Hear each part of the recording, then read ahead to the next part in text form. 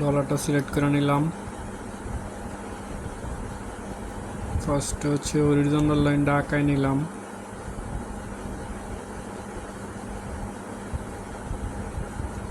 ডাউনে ট্রেড নিলাম, কারণ হচ্ছে উপরে প্রপার একটা রেজিস্ট্যান্স লেভেল আছে।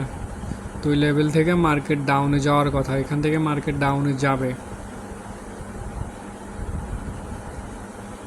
তো লেটস গো,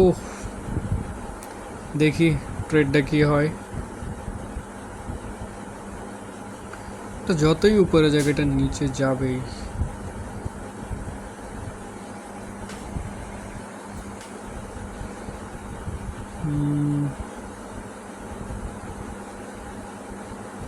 তো দেখছেন, বললাম না এটা নিচে আসবেই।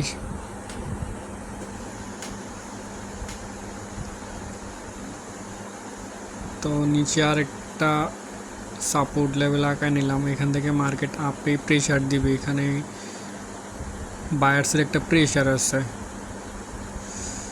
তো দুইটা নিলাম এন্ট্রি, $12 করে দুইটা এন্ট্রি নিলাম। দেখা যাক এটা কি হয়।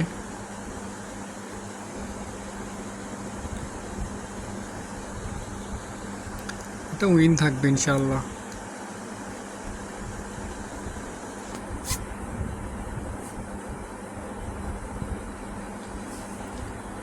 প্রপার উইন থাকবে ইনশাআল্লাহ, কারণ হচ্ছে এখানে একটা সাপোর্ট লেভেল আছে, স্ট্রং সাপোর্ট লেভেল আছে। সাপোর্ট লেভেল থেকে হচ্ছে মার্কেট আপে যায়, যাওয়ার সম্ভাবনা থাকে। 100% বলতে কিছু নাই, মার্কেট ট্রেডিংয়ে 100% বলতে কিছু নাই।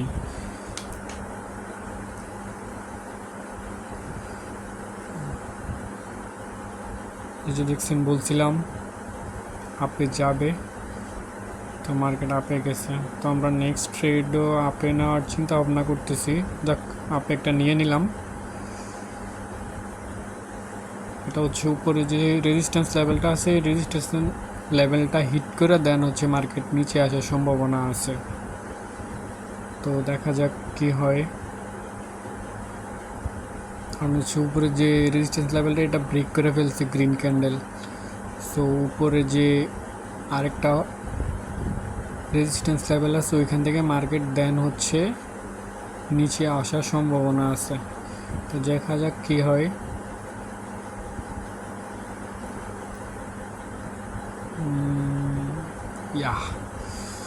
উইন। তো এখান থেকে হচ্ছে আরেকটা রেজিস্ট্যান্স লেভেল ড্র করে নিলাম।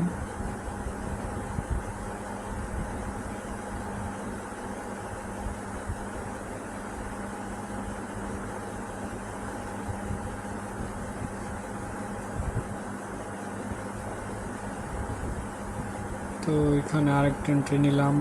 এখানে হচ্ছে যে উপরে যে নিচে যে রেজিস্ট্যান্স লেভেল, দুইটা রেজিস্ট্যান্স লেভেল স্ট্রংলি ব্রেক করছে। তো এখানে হচ্ছে বায়ার্সরা প্রেশার দিছে, ফুল প্রেশার আছে। তো এটা হচ্ছে নিচে যাওয়ার সম্ভাবনা সবচাইতে বেশি, যেহেতু দুইটা সাপোর্ট লেভেলে ব্রেক করে ফেলছে মার্কেট অলরেডি।